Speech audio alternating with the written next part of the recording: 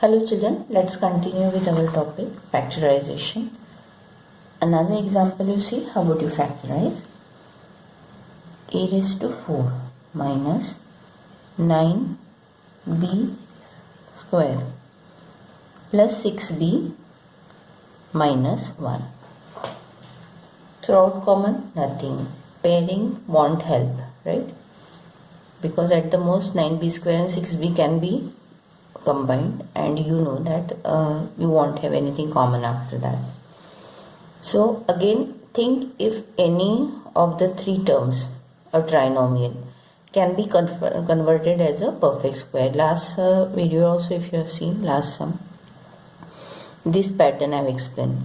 Basically try to get it plus or minus, it can be 2ab plus b square. This expression you know can be written in the factors form, that is a plus b or a minus b the whole square. So try to get two perfect square terms and sum or difference with twice the two terms, that is a and b. So observing here, a raised to 4 is a perfect square, because later on you will have to apply a square minus b square as well, no? So keep it aside. It's a perfect square term. Now look at this. 9b square, 6b and 1. Okay. When you bracket it, minus sign will come out. 9b square, how it can be written as 3b the whole square.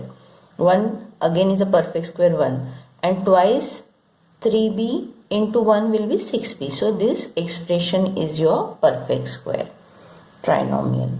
So write a raised to 4 as it is. Take first negative sign common to make it a bracket.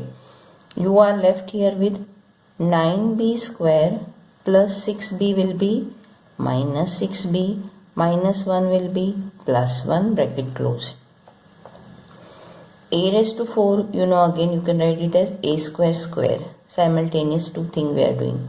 9b square, again for your understanding I am writing it as 3b square minus plus 1 can be written as 1 square. So got it? A square b square.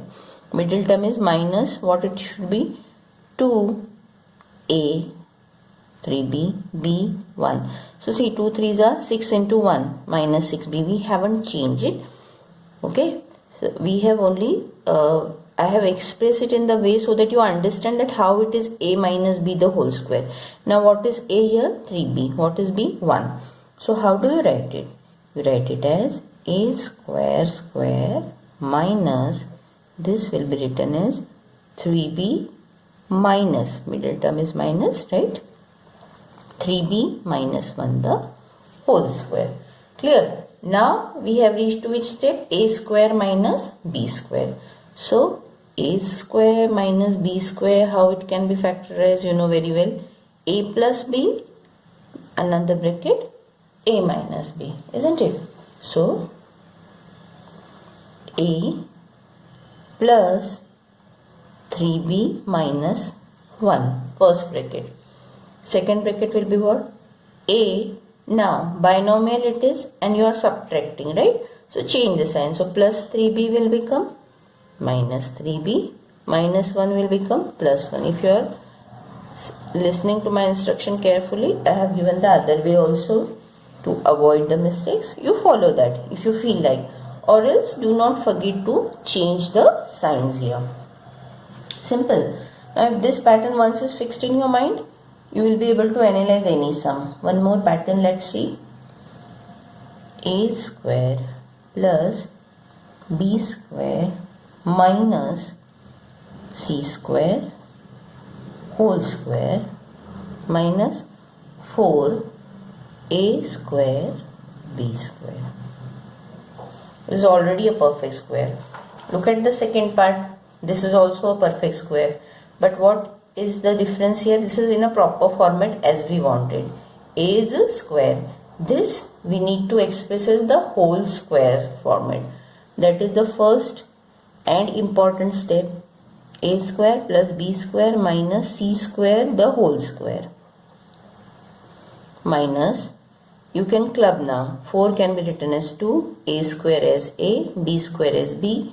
So what it becomes is 2ab the whole square. That's it. Now apply the formula a square minus b square, that is a plus b, a minus b. So first bracket comes as a square b square minus c square. This is our basic term of which square we have given here. We are given here plus 2ab. So this is our a plus b term. Second bracket will be what? A square plus b square minus c square minus 2ab, single term, no? So directly plus 2ab minus 2ab over. So we have factorized it, but don't stop.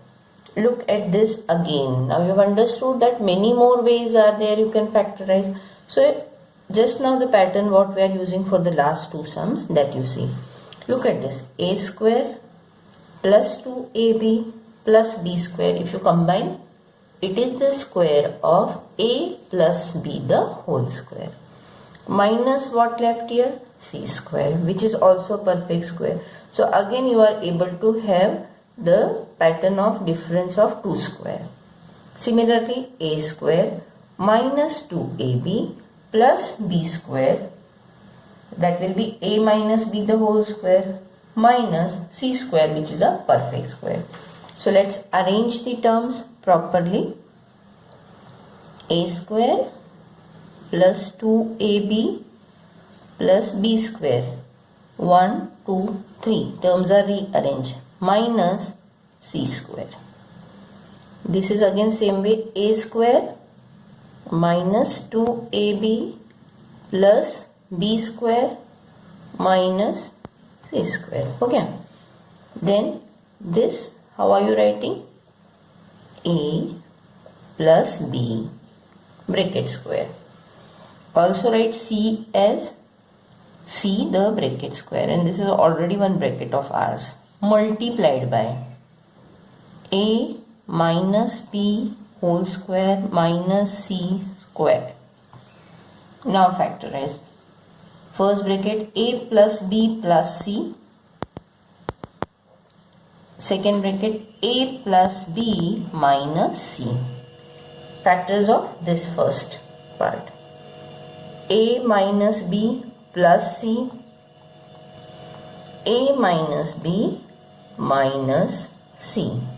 Now these are the final factors. You know that you cannot further factorize because they are linear expressions, right? So here we get the final answer. Remaining sum, please try club them. The terms were required multiple times. Sometimes you need to do that. Do accordingly. One more. X square plus 1 upon x square plus 2 plus 3x plus 3 upon x. Observe carefully. Recently in the expansion lesson you have studied x square plus 1 upon x square plus 2. This is a perfect square, trinomial, right? It is the square of what? X plus 1 upon x the whole square. Look at this, 3x plus 3 upon x. If you take 3 common, it will be again x plus 1 upon x. And this is how x plus 1 upon x can be taken common in both things. So we are again clubbing. Easily we got in this question. These terms are clubbed. So this x square plus 2 plus 1 upon x square, simple bracket for your understanding, plus now this 3x plus 3 upon x. This is what we have clubbed. This, as you know, will be x plus 1 upon x the whole square. There is no question here now applying the difference of two squares and all, because this is not a perfect square, though it is, and the conjunction sign here is plus, not minus. Okay, plus what you take out common? 3. What will be left here? X plus 1 upon x. X plus 1 upon x the whole square. X plus 1 upon x, what comes out common? X plus 1 upon x. What left here? From that one square, one factor is gone. X plus 1 upon x, what left here is 3. Okay, in the simplest form each expression is. So this is your answer. Okay, Children, so these 3 patterns, 3 or 4 patterns we have completed. Next class we shall start by splitting the middle term. How do we do? And nothing is common nor grouping etc. can be done. But before that, make this part very clear. Solve all the remaining sums. Go through the solved examples given in your book. Okay.